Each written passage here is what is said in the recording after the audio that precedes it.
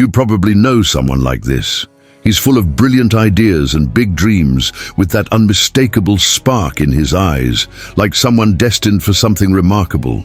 He speaks passionately about exciting projects and thrives on potential. But nothing ever materializes. Each failure comes with a ready-made excuse. The timing wasn't right, the people weren't right, or the world simply doesn't understand him yet. Maybe he's your childhood friend, maybe your younger brother, maybe even your partner or your father. Despite his age, he seems frozen in time. An adult who still acts like a boy, emotionally unpredictable, avoiding commitments, always chasing freedom, and running from real responsibility. And maybe, just maybe, a part of you still holds on to hope that he'll eventually change. Carl Jung called this psychological pattern the Puer Aeternus, the eternal boy. It's the archetype of the man who resists growing up, who stays caught in a perpetual state of becoming, as though he's forever preparing to begin life without ever actually doing so. There's an undeniable charm to him. His youthful energy, his creativity, his spontaneous nature. But behind that charm lies a shadow, an inability to face the real world's demands. The Puer expects life to bend to his will. He hopes others will take care of the things he refuses to deal with. He dreams of the perfect woman, the ideal job, the flawless life. And when reality falls short of these fantasies, he escapes. He detaches, he gives up, only to fall back into the same cycle of unfulfilled aspirations. He sees himself as too exceptional to settle into the so-called monotony of routine. But in truth, he's frozen by a deep fear of failure, disappointment, and adulthood itself. If you've ever tried helping someone like this, you know how draining it is. Your advice goes ignored. Your support feels wasted. You're left, pulling someone who, deep down, doesn't want to move forward. And the most painful part, he turns it back on you, making you feel guilty, like you're the one asking for too much. Like you're wrong for urging him to grow, for refusing to live in his eternal almost. But the truth must be acknowledged. This man you know is stuck, caught in a fantasy of freedom that, in reality, is a cage built from fear and immaturity. And unless he chooses to confront this truth, he'll grow old without ever truly having lived. This video isn't an attack, it's a reflection. And if you're still watching, it's likely something in this message feels familiar. Perhaps it reminds you of someone close. Or perhaps it resonates a little too much with your own story.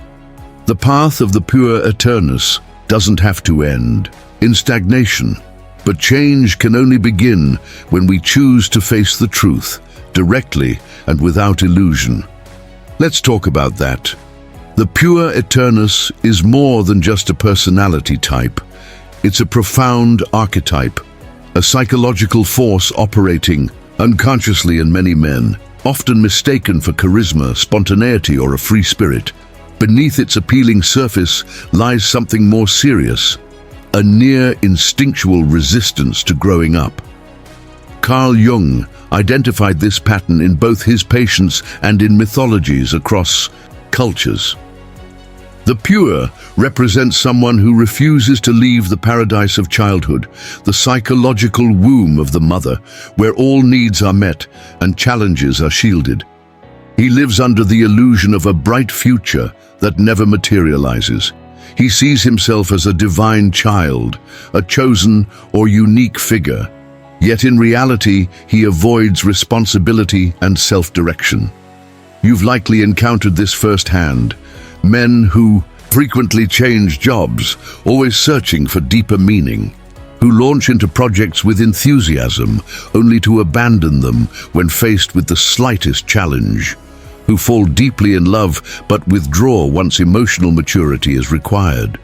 They may speak of spirituality, self-awareness, and freedom, yet struggle to pay bills on time or maintain long-term commitments. This isn't due to a lack of intelligence or ability. In fact, the Puer is often gifted, bright, perceptive, and imaginative.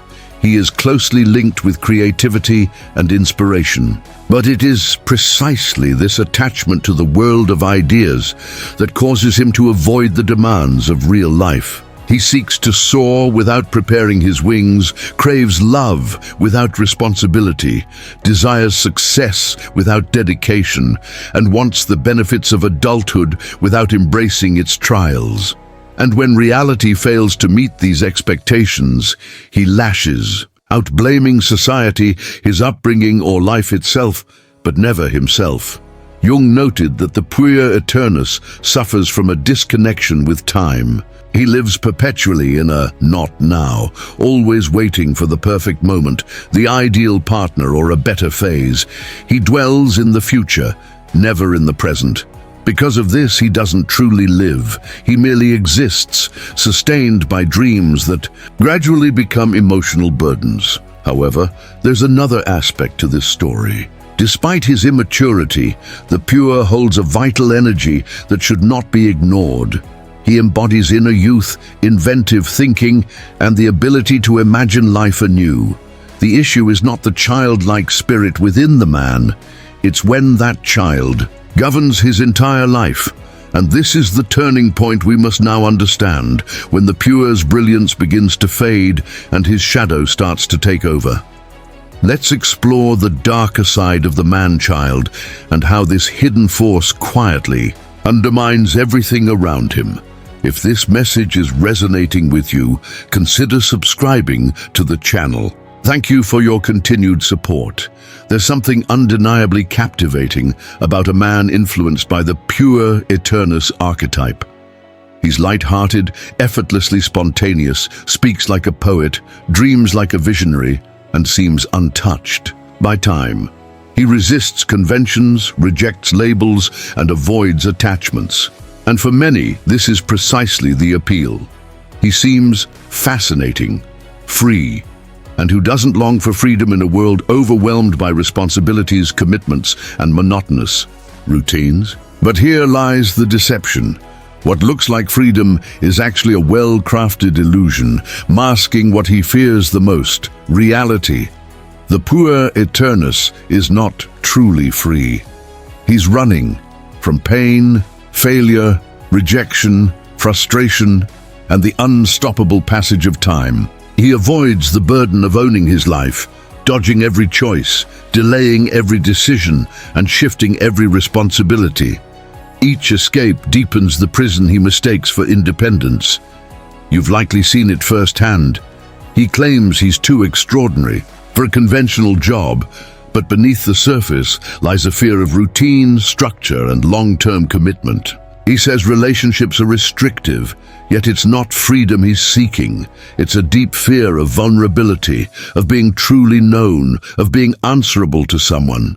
He says he despises rules, but what he truly lacks is the ability to face limits.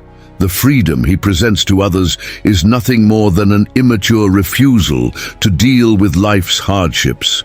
He wants to remain untouched, pure and glowing, so he keeps moving, like a balloon adrift in the wind. But time moves on, and reality always demands its due. Carl Jung once described the Puer Aeternus as suspended, hovering endlessly between heaven and earth. He avoids grounding himself, refuses to settle into the real world. But without roots, nothing grows. Without effort, nothing blossoms. And without pain, there is no true change. Real freedom isn't the absence of boundaries. It's the ability to mindfully choose where to invest your commitment. But the Puer doesn't choose, he flees. And in running, he not only undermines his own life, he gradually harms those who care for him. This is where we turn now, to the darker side of the Puer Aeternus, when potential turns into destruction. Let's look into the shadow of this archetype and see how it slowly corrodes everything it touches. At first, he's captivating. The Puer Aeternus glows with an energy that draws people in, inspiring, magnetic, full of passion and spontaneity. But in time, that brilliance begins to fade. What once felt light becomes absence. Sensitivity shifts into volatility. What seemed like freedom begins to look like evasion. This is when his shadow emerges. The shadow of the eternal boy is subtle. It shows up in quiet, everyday acts of self-sabotage. He misses appointments, fails to meet deadlines, mismanages his finances, changes plans suddenly, breaks promises. But it all comes wrapped in poetic justifications. I'm not ready. I don't want to rush. I need space. But the reality is harder to face. He is afraid. Afraid of responsibility, of failing, of being ordinary, of being judged. So, often without realizing it, he undermines anything that demands real growth. This self-sabotage spreads to those around him. Romantic partners suffer the heartbreak of loving someone who seems extraordinary at his core, but is emotionally absent. He says he loves but disappears. He speaks of a future yet takes no action toward it. Family members watch in dismay as he squanders talent, intelligence, and opportunities. Friends grow weary of supporting someone stuck in a cycle of almost. Beneath it all, there's a suffocating sense of stasis. He feels trapped in an emotional loop he can't seem to break. Adolescence, like every archetype, has a shadow side, the shadow of the poor. This shadow operates unconsciously, unaware that it is self-destructive. Worse yet, it blames others, accusing the world of being dull, strict, and controlling. It views those who have matured as traitors to freedom, and as a result isolates itself more, believing this isolation is true to its nature. In reality, it is a prisoner of fear. Carl Jung explained that enlightenment doesn't come from imagining bright figures, but from becoming aware of our inner darkness. The shadow of the poor isn't something to reject. It must be confronted. The issue isn't that this shadow holds a child within. The problem arises when that inner child becomes a tyrant, sabotaging the chance for a rich, authentic life.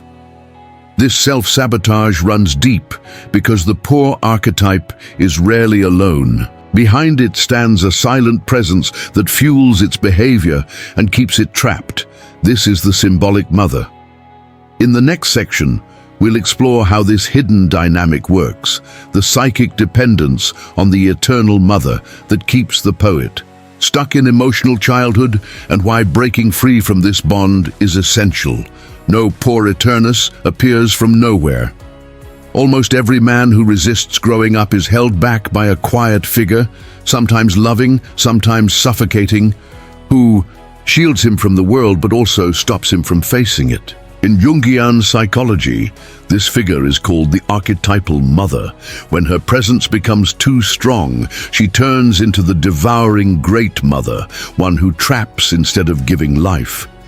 This mother figure can be literal, a real overprotective mother who did everything for her son, never letting him fail, always supporting him through his falls, but unknowingly stopping him from gaining independence. Or she can be symbolic, a partner who takes on the caretaker role, a grandmother, or a feminine figure who protects, nurtures, embraces, and unconsciously demands eternal loyalty in return.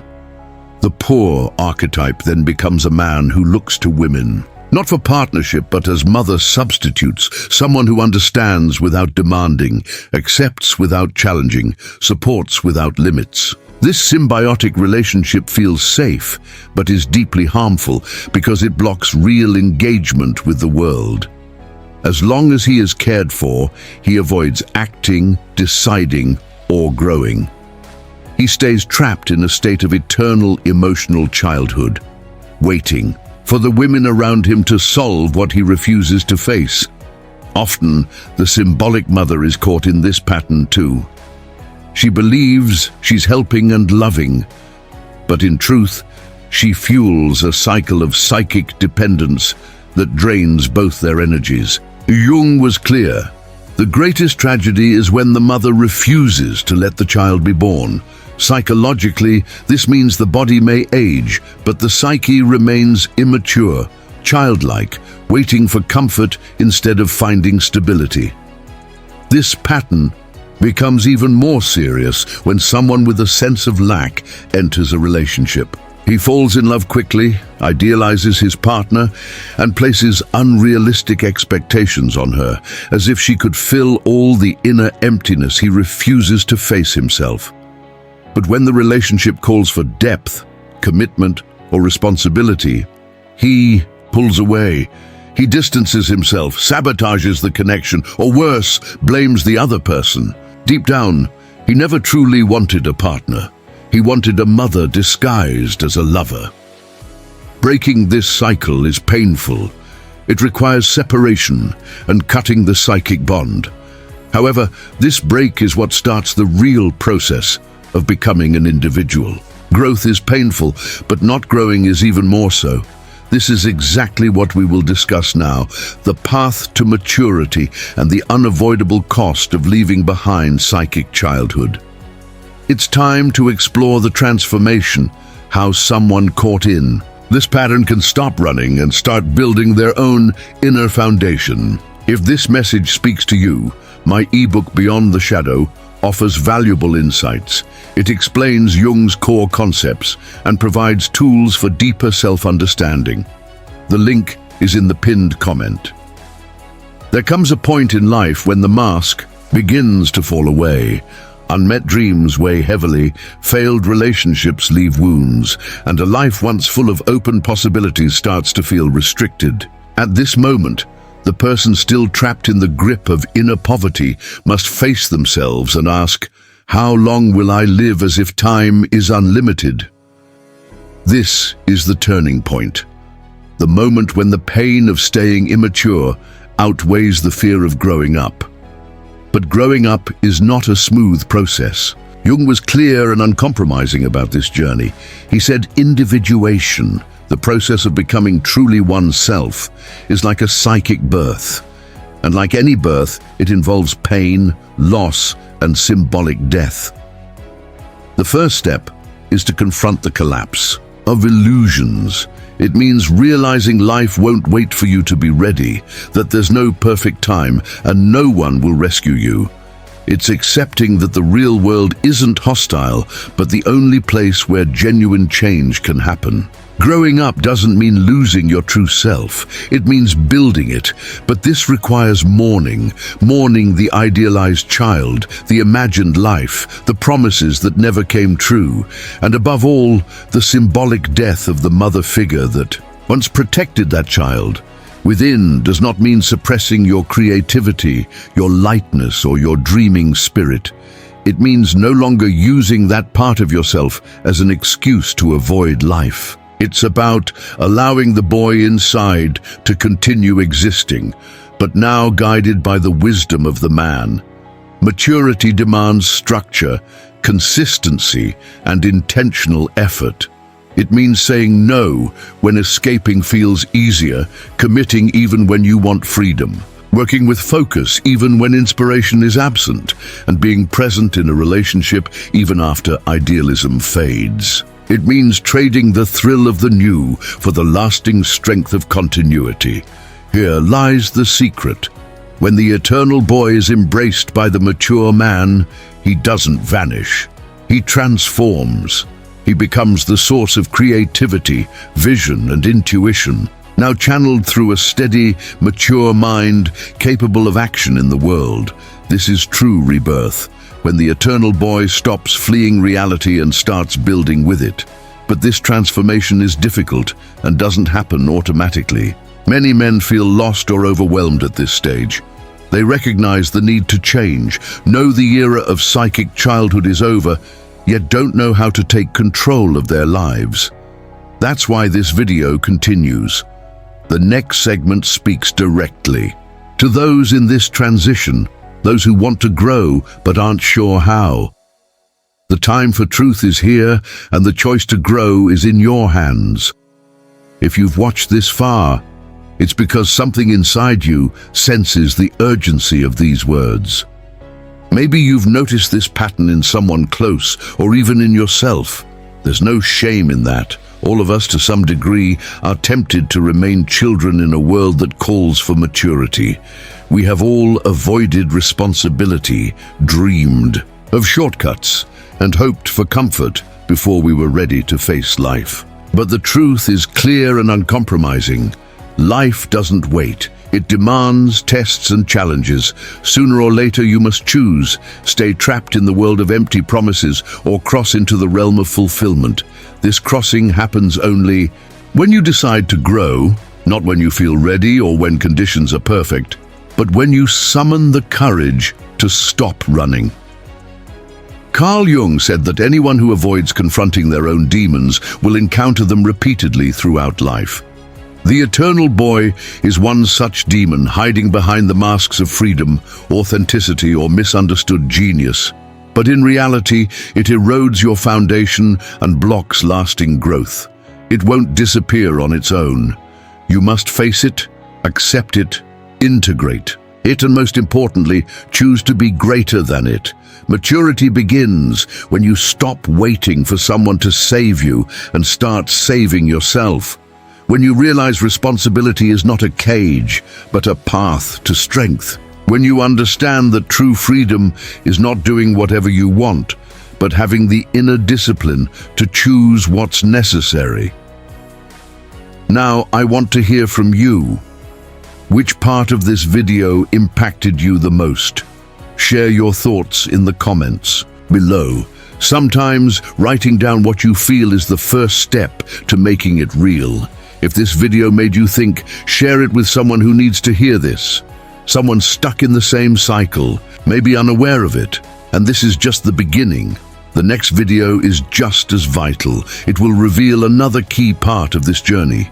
Keep watching. It might be difficult, maybe even painful, but it will set you free. And that is what truly matters. Real freedom.